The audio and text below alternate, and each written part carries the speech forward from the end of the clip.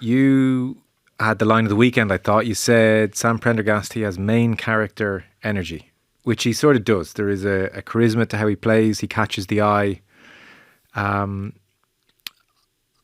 watched it with the guys on the TV. They were far more mixed about his performance, actually, because I exited TV studio and over the next day or so read all the reports, and it was far more effusive. They weren't so sure. So set the ball rolling for us on Prendergast. Well, like the main character energy line is also to do with the fact that he nearly got himself, like from minute 3, he was the central figure in the drama. So he gets him, he's there for all of the attacking things that we're seeing, and he's questioned all week about his defence. And suddenly here he is shouldering a fella in the head, and like you could argue he left it on him and trying to show a bit of meanness and nastiness and a bit of power. I don't think those two things are unconnected. No, absolutely, yeah. A player of his age has listened to what's been said all week. Well, he was up for media last Tuesday, and he was asked directly about being too slight, and I think he's heavier than Jack Crowley. Like he's 6'4", so his weight is distributed more evenly through him than other players, but he certainly he's not light, and he's about 90 kg. He played GAA in Kildare growing up, and obviously played Leinster schools, and you don't get to the level he's at without having some toughness to him. But I do think it probably did infect him a little bit, and he didn't want to be bowled over by any of these Fijians, and like Craig Casey got thrown about in the first 10 minutes at times. I thought, I did watch the coverage, and I think people are looking for the downside when there's so much obvious upside to watch. I really enjoy watching him play. He's a captivating player to watch because he sees things that are not obvious to the eye. He sees passes that are not obvious to the eye. And I know Andrew Trimble said he sometimes forces those passes, and I respect his opinion, and I think it's fair criticism. But there's so much obvious potential and also ability, like right here, right now ability. He put people through gaps that other out halves don't see. He, apart from the couple of kicks that didn't go well, a lot of the other kicks were really, really excellent. His line kicking, the one he put dead, he was trying to get everything out of it, and Andy Farrell reckoned that probably was a harsh call that he got it in. It wasn't a Billy Burns. It was much closer than that. I thought his restarts were really excellent. Ireland won 3 or 4 back. Now again, probably an area where Fiji are not as good as other teams. I'm not saying 4 or 5 of us were asked to pick a team for this week in today's paper. I think everyone went for Crowley. I'm not ushering the end of Jack Crowley, but there is a serious contender and a player who really looks like he can go very, very high in my book, and is already right there. I don't think he's going to start him this week, but he might have it. There's a temptation. There must be a temptation. I think he'll start at least one of the European games for Leinster before Christmas. We may get a Crowley versus Prendergast head-to-head down in Limerick on the 27th or 28th of December. By the Six Nations, all bets are off, because he's coming like a train, and he's confident, and he's very, very good. If you focus on the positive, he is, in my book, he's a player of exceptional talent who is only 21. I mean, Johnny Sexton didn't make his international debut until he was 24. No, I think he's half working at a bank at 21. Yeah. Coming like a train, Eddie. I think, I agree with Rory. I think we have to put a bit of context around this. He's so inexperienced, this kid, at every level. I mean, he hasn't played really at the top end of the game, even at club level consistently. And he stepped into the test arena, and he's actually looked very polished. He's not perfect, but the notion that a 21-year-old will step into test rugby and play perfectly is asinine. He's bound to have moments where he makes mistakes or he makes bad judgments. But I think on a balance, there's no question that this guy is the real deal. Like I said it last week, there's a touch of class around him with the ball in hand. He just has that extra bit of vision. He squares the line up, as I said. He's a phenomenal player. He's lovely to watch. I agree with Rory. It's beautiful to watch him in action. Like, he has so much time on the ball. He holds it for so long before he pulls the trigger, and he terrorizes defenses like that. But the fact that we're nitpicking, a 21-year-old kid who's played his second test is very harsh. I think he's right up there. It's going to take time. He's going to have more games where he's going to maybe lose the plot a bit or make mistakes. But that's all part of the development for him, And again, if he gets under the hood with Leinster, more, in terms of more big games, he's only going to get better. So when he steps into the test arena again, he's even going to be better prepared. So I'm very optimistic. I think we are probably being very ambitious for him to think he's going to step in and he's going to be flawless. So I agree with Rory. We need to cool our jets a bit and what we're expecting off the young lad, I thought he was exceptional. He got an armchair right, but fair enough, that's not his fault. He just did what he had to do. And even then he wasn't perfect. But look, there's no guarantee that even Jack Crowley would have been any better on the weekend, So he's definitely putting up to Jack Crowley. I doubt if Andy Farrell will roll the dice against Australia with him. It would be a massive call. But at the same time, maybe he got a feeling that maybe he's up for it. He might just do it. But it would be a bit of a shock. I'd agree with Rory there. I don't think he's probably going to do it. But who knows? I mean, as I always say, Andy Farrell has more information than all of us put together, I feel like, Rory, Jack Crowley fans will feel you hone in on the possibility of Prendergast and overlook the mistakes, whereas with our boy Jack, there's a lot of honing in on the mistakes and less talk of the possibility. Yeah, and there's a vocal contingent of those Jack Crowley fans out there. They're going to find you on Blue Sky sooner rather than later. I don't think it's all sunshine over there. I think Donnacha O'Callaghan was calling us the blue media. I don't think Eddie could be accused of being part of the blue media, in fairness to him. But I think Crowley got an awful lot of credit when he first came into the scene, and there is this thing where it's a bit like Ronaldo and Messi, where it's almost like to be praising one means that you're diminishing the other. Like, you're talking about a 21-year-old and a 24-year-old who are going to be vying for this jersey for the next 10 years. In this context, you are, because they're going for the same jersey, whereas Ronaldo and Messi were going for very true. Yeah, absolutely. But it goes back to O'Gara Sexton. It's which obviously, look, that was a player coming towards the end and a player at the start who was coming to get him. Like, these two players are going to be in each other's vicinity for the next 7, 8, 9 years, and I think Kieran Frawley still has something to say based on what we saw, maybe more as a foil for either one of them. I thought he was really that was lovely in the way they worked together. But yes, there is a massive focus on this rivalry that every time you say something nice about one of them, the other side comes out against you, which is fine, but that I wonder how that's going to feed into the two of them and how they handle this, because it is, we're getting to Ward Campbell levels of scrutiny already, and they're both very young in their careers, so there is, I think it is an element of their career that needs to be maybe managed a little bit by Leinster, Ireland, Munster, what are Munster getting back when they get Crowley at the end of this month? Are they getting an inspired Crowley who's going, I want to see this guy off? Because 2 years ago, when Jack Crowley dropped that goal against Leinster in the Aviva Stadium, Harry Byrne was starting opposite him that day, and at one stage Harry Byrne caught a high ball and Jack Crowley put him into the top of the east stand basically with a tackle. Like, you could see the intent to lay down a marker and say, this guy's been in the Ireland camp, but I'm going to knock him out of it. And I think if Crowley responds to Sam Prendergast's arrival and kind of channels all of the nice things that are being said about Sam Prendergast, and that goes into Munster's performances between now and the Six Nations, well, everyone's a winner. And I think everyone will recognise that Jack Crowley's playing well, because no one is writing Jack Crowley off at the age of 24. He has a huge role to play. Even if Prendergast is starting, Crowley is going to be his backup, and generally players come on for 20, 25 minutes. There will be moments where Prendergast is injured, where he loses form, and vice versa, where Ireland will need both of them to perform. And it's I don't think it's a healthy situation just yet, because neither of them are fully formed, and I think Farrell would feel like they both have work to do before, Crowley's already won a Six Nations, so maybe I'm being unfair on him. But like, when you get to the World Cup in 3 years' time, you're going to have a 23-year-old and a 27-year-old who have the bulk of 70 or 80 caps between them, probably, if they both stay injury-free, touch wood, plus Frawley in the mix as well. It's a pretty healthy position for a team to be in when we've been essentially relying on one player getting deeper and deeper into his 30s, and with a fairly, although he pitched up very, very well, a propensity for getting injured at times. And also that guy is mentoring these three players as they go. It's the upside for Ireland is great, but yeah, at some stage you're going to have to choose your player and who you back through. But we're not at that point yet. Healthy once they're not sitting in the car ignoring each other on the way to kicking practice, has been known to happen. So there is that aspect to it. I was just jotting down who played well, Eddie.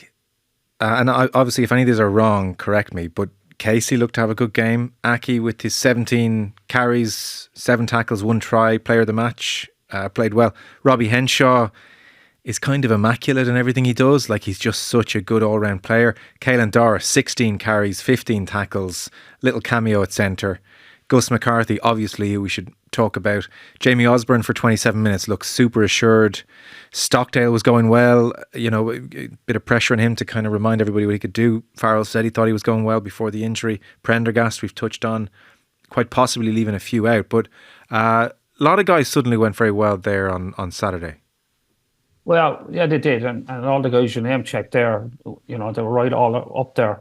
I suppose there's two sides to that kind of discussion. One is they're playing Fiji, so if you have a bad day against Fiji, you're not doing your prospects any good.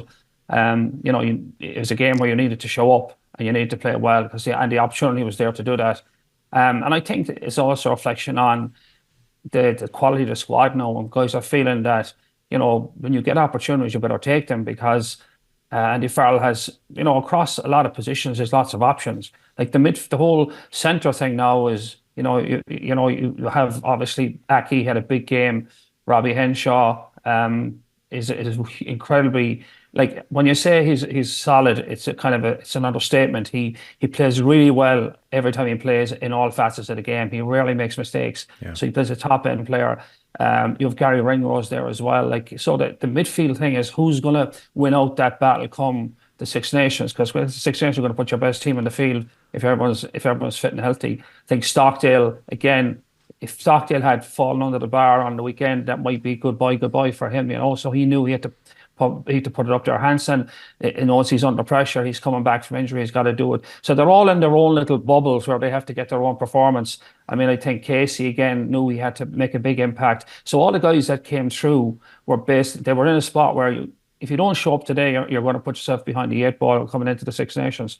So that's a great thing. That's competition right there and then. So fellas know you've got to deliver. No, there's no excuses. And they did really know. Again, you have to set context against the Fiji team that gave them the opportunity to do it. But you can see guys are holding in their opportunities and making sure that they're not leaving that behind. Yeah, for sure. I mean, Henshaw's that solid in a kind of Dennis Irwin 8 out of 10, extraordinarily good kind of a way, you know. On Osborne, it was only 27 minutes, which is a pity. But if I was Hugo Keenan watching, I would think, "Feck, this guy's here.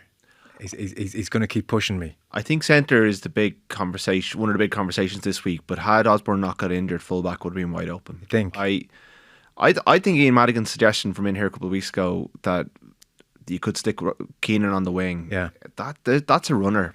His logic is as well. Obviously, Keenan's not slow, but he's excellent in the air. And the game has shifted. Yeah. And against an Australia team that almost looks like it's playing a hybrid of AFL, NRL, and rugby union. Now Suili might be injured this weekend. He did his wrist, so that probably takes away some of the aerial threat. But that's one of the reasons I would go with Henshaw this weekend, because he's a brilliant aerial player in his own right and offers you something there. But Osborne really is growing and looking like a player who's going to start for Ireland over the course of this World Cup cycle, and it's only a matter of whether he plays 12 or 15. Farrell was asked what's his best position and kicked a touch on that one. Yeah, but he kind of did it in a more of a, like, let's wait and see, because we can play him anywhere. You know, he didn't hedge it. He was just kind of like, why would I pigeonhole this guy? I think they see him as a fullback right now, and they obviously have a very good fullback. But no harm for Keenan to have a fire lit under him at 5 or 6 years into his international career, see how he responds. And he'll probably get a couple of European games with Leinster after this weekend. And look, he's just coming back as well. He had a bit of an injury ravaged season last year, had the sevens, missed a lot of rugby. So he's probably getting to grips with things as well. He's been decent this window without being spectacular. But I do think Osborne's coming, and it's going to be very hard to keep him out of this team as it goes on, because he looks like such a top end. He gives you a bit more X factor, I think, than Keenan does in terms of his attacking ability. He gets his hands free. The versatility is great for getting you on the bench, but it also, you know, even if he's starting, you can move, you can play with your bench a little bit as well, because he can basically play anywhere. I think he went into 10 while Prendergast was in the bin and looked. Well, it didn't look that comfortable, but it's still the fact that they trusted him to do it when they had more experienced players on the pitch, like even Hansen has played 10 was telling. So I think he's coming. Yeah. So Eddie, on Osborne, the caveat of it's Fiji, didn't play well against Ireland, and also just 27 minutes. But Osborne here? Yeah, I'd love to see more of him, because I think, you know, he could have made a big statement. I do like him as a player. I think he's a tremendous athlete. He looks like he's got all the skills, attack, defence. He's good under the high ball. So I think it would have been great to see more, but I would agree. I think he's probably the next man up behind Hugo Keenan for full back. The tricky part is, where does he fit into this Irish team? Because I think he is in the mix to get on the field. You know, he is that good. So where does he go? Like, does Andy Farrell pigeonhole to full back now and use him with Keenan at full back, or does he put him in the mix in the midfield? But again, given the midfield we have now, would he have limited opportunities there? Is he better off kind of going after full back now? Now the problem there is, of course, it goes back to Leinster. There's 2 Leinster players now vying for the Irish 15 shirt, which isn't ideal. So in terms of opportunities, but I do think he's a baller for sure, and he is going to have a say at some point. But the hard part is going to be, where does he fit? What part of the jigsaw does he fit into? Because there is serious talent in the back line. Like, does he go to the wing? I mean, again, he can play across the line. A bit like Frawley. That's the other thing for Frawley. Where does Frawley fit in, in this team? He can play in so many places, but I think Osborne is definitely the real deal. Yeah, I would agree with that. But I'd love to have seen more of him fullback on the weekend, where he might have had, to give him the type of game was, he would have got ball in hand a bit more on the outside channels because we were throwing around. He might have had a big say at the end of the day. He might have picked up a few tries. He might have created a bigger conversation around Hugo Keenan going forward. That's a pity that opportunity was lost, Never mind that the Irish players he has competition with at Leinster. He now has Jordy Barrett to deal with as well, who Leinster didn't mention him on their injury update, but I believe he's in this week. He's signed from this week. New Zealand's window is over, so they're picking their backline. They've got the 2 Ireland, Henshaw and Ringrose could conceivably start this weekend. They've got Frawley as an option at 12 as well, and then Keenan and Osborne if it will be there, and Jordy Barrett to fit in as well. So I think you can have a whole podcast on how do you pick the Leinster backline when everyone's fit. And like we talk about how aligned the Irish system is, I'm not sure. Sure, they'll get a lot out of training with Barrett for the next 9 months, and he might get Leinster over the line when it comes to a European Cup. But if he negatively impacts Jamie Osborne's development as an Ireland international, that would be a bit of a shame, because he, I guess Osborne has to be better than him to get into the team, and that's a challenge for him. But it is. It is a bit of a joke. It's a joke. Gus McCarthy will have a challenge getting into Leinster team once everybody's fit and well again. Again, the guys on Virgin sort of irritated Munster fans by saying, well, get the bus. There's only one thing to do, and that's to go down and become Munster's best hooker since Jerry Flannery, and that just makes most sense for Ireland. It makes most sense for Gus McCarthy. And Eddie, you can say yay or nay to that.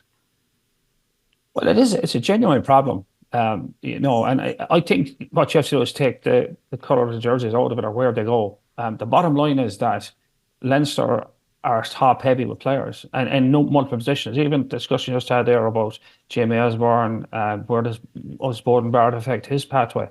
But it's like, in terms of Ireland, they need the best players playing regularly, and at the end of the day, Leinster have a surfeit of quality players and positions. So I would say forget about the colour of the jerseys, and I know people don't want to hear that, but what's best for Ireland is these guys to play in week in, week out. And I don't know how Leinster are going to manage all this talent, in a constructive way, where these guys' careers are not held back by the fact that they lack opportunity. And that goes across a lot of positions. And just the way it is, Leinster have the upper hand in terms of player development. They're bringing through a lot of quality players, and it's about opportunity. And yeah, if that's at the end of the day, if that's the best way forward for Gus McCarthy to leave Leinster, and then you can start to debate where does he go. But if it's best for Gus McCarthy to leave Leinster at the end of the day, then he should probably do that. And I'm sure David Humphreys will have a say in that, because his job is to make sure Ireland are at the top of the tree every time they get a chance. And it's a difficult one, but we've got to get past this, We've got to get past that he's Leinster going to Munster, or Munster going to Ulster, or whatever, Munster going to Connacht. Like, this is how the system in Ireland works. And it's been working pretty well. So, you can go down a rabbit hole on where somebody's from and where they shouldn't go, where they should go. But I think for the better of the game, you've got to make these tough decisions. When we did put that clip up, by the way, a huge overwhelming response was, oh yeah, because Joe Carberry really enjoyed his time down there. Why would they send him down to Munster, where it's a complete mess at the moment? Yeah, I don't think that's helpful. But I think what actually isn't helpful, the real factor is that Gus McCarthy looks at what's at Munster, and he sees a club that just parted company with their forwards coach and their head coach, that is inconsistent, that just doesn't look that strong and doesn't look like a very attractive option. And he has, yes, he is from Blackrock. He has come up through the Leinster system. He grew up watching Leinster. He knows that the level of, like, he's been coached by a former two-time World Cup winner, former Wales forward coach. He's now been shown that he's played 6 times for Leinster and he's in the Ireland team. Yeah. And he's comfortable. The environment's good. Everything's good. We're training with world-class players. So, and I'd say he's looking at it going, I'm better than Ronan Gallagher. I don't know if he thinks he's better than Dan Sheehan just yet, but I'd say he's thinking, okay, well, I've gone from 5th choice to the Ireland jersey in 6 games. What can I do in the next 6, 18, 20, 20 odd games? Now, that's the way players think. I think what has to happen, there's a rumour going around that Stuart Lancaster is going to be the next Munster coach. I believe it's not true. I'm led to understand that it's not true. But if they were to go with the help of the RFU and attract a coach of the calibre of a Stuart Lancaster, someone who's with a proven kind of track record of developing players' careers. Not that the guys who are in Munster at the moment are not that, but they're not as experienced or as big a name. I think if players like Gus McCarthy knew that Munster was a place where they could go and improve and compete and be part of something, then they would be more like, whatever about their ties to Leinster, they all want to play for Ireland. Yeah. And the message from Humphreys has been, it will be noted that if you show a lack of ambition by staying as 3rd, 4th, 5th choice at Leinster. But the message from Farrell has been, you can play 6 times for Leinster, start for us, play well, or you can turn down Connacht, as Sam Prendergast did at the end of last season after discussions with Leinster and probably with Andy Farrell as well, and you can start and come off the bench in big games. So it's up to the RFU. If the RFU want players to move, I think they have to present the other 3 provinces as more than also Rans. And at the moment, we are one super province capable of winning European Cups and URCs, even though they haven't actually done it for a while, and 3 relative, certainly weaker provinces. I'm aware that Munster have won a trophy more recently than Leinster, and I'm sure people will point that out to me in an instant, but that seems like more of a one-off than a consistent competitive. And that's what players are looking at. Yeah. They're loyal, but if they thought they could go to Munster and win and play for Ireland, and like the money thing, maybe the RFU need to step in and start offering lads a little bit of a bump. If you want to go down there, we'll also help your Ireland chances, but here's an extra 50k or something like that to try and get people to move. Because at the moment, Eddie's point stands, there is a backlog in certain positions and there is a concentration of top talent. And if you look at the provincial A competition that's going on at the moment, Leinster won comfortably against Munster at the weekend. Munster's tight 5, I think their front row were mostly ex-Leinster players anyway. So they're getting the kind of lads who aren't making it at Leinster and they're trying to make players out of them. But what they need to get is that next tier. They'll tell you they want to develop themselves, but like Leinster A went down to Connacht the week before and beat them as well. So it's across the board. Leinster are just way stronger. And you look at the 20s teams every year, the majority of players in those 20 teams are Leinster. And part of it is demographics, a lot of it is money, but it is just the reality of Irish rugby right now. And we need to see a strategy to help it, because the system is working to a point, but you think about all the players who are getting caught in that system, and McCarthy's an example. If you give a guy a chance, look at what he can do. If it hadn't been for injuries, he would have been playing for Leinster A on Friday. Yeah. Just one last one on the performance Saturday. Tom O'Toole came off the bench, Eddie, as this kind of loose head switching over from tight head project. The scrum was pinged twice with him on the field. I don't have the skill set to know to what extent he was at fault for that. So what do we chalk up O'Toole's cameo as? It's hard to say, because it's the end of it. Towards the end of the game, things are kind of messy. Scrum calls are notoriously unreliable as to whether he did anything wrong or whether he got away with stuff. So I think we didn't learn anything on that one. Well, I suppose what we learned is that we're not sure. Yeah. Like, we didn't come away and say that was a home run there. Yeah, definitely great. Like, the thing is, we don't have. We probably less information or more on that cameo. So yeah. But then again, that's not his fault. He just went in and did what he did do. But having said that, yeah, it's hard to say, and I'm not dodging it. I'll be honest, I don't know. Eddie, the most refreshing answer in the world of media at the moment is I don't know, I have to say. No, I don't know. Yeah. What I saw, I couldn't tell you. I would say, again, with regard to alignment, I mean, it's very unfair on Tom O'Toole that he's going in and playing there effectively for the first time for Ireland in an international game, and that he's not given the chance to play there for Ulster because he's too important to them as a tight head. So, like, if we have this aligned system, then surely the Irish management can have an influence and say, look, this guy's a loose head, figure it out. But So should he go to Munster as well? Like, why? well, Leinster tried to sign him as a tight head last year, but that was blocked. Yeah, him and Beelum, they tried to get both of them when when Alatoa left. So he has to go back and week in, week out play tight head again, and then pitch up in the Six Nations and back to loose head, and somewhere in This between. is why Keane Heady is ahead of him in the pecking order, because he's not. They can't trust him until Keane Heady retires and their hand is forced. They're in that bind. I was impressed. He went and talked to Holly Davidson. He gave away those 2 penalties and he went to look, what do I do here? Right. And she gave him the feedback, and the next scrum he locked it out. So there's an athlete there. There's a player there. They clearly like him. I saw Paddy McCarthy, Joe's little brother, in a kind of a selfie with Gus. They were in the same year in school. If he can get fit, I think he'll come through and solve a lot of the problems there. Oh, really? He's he's part of that generation with Prendergast and Gus McCarthy. Okay. And he just needs an opportunity. Okay, interesting.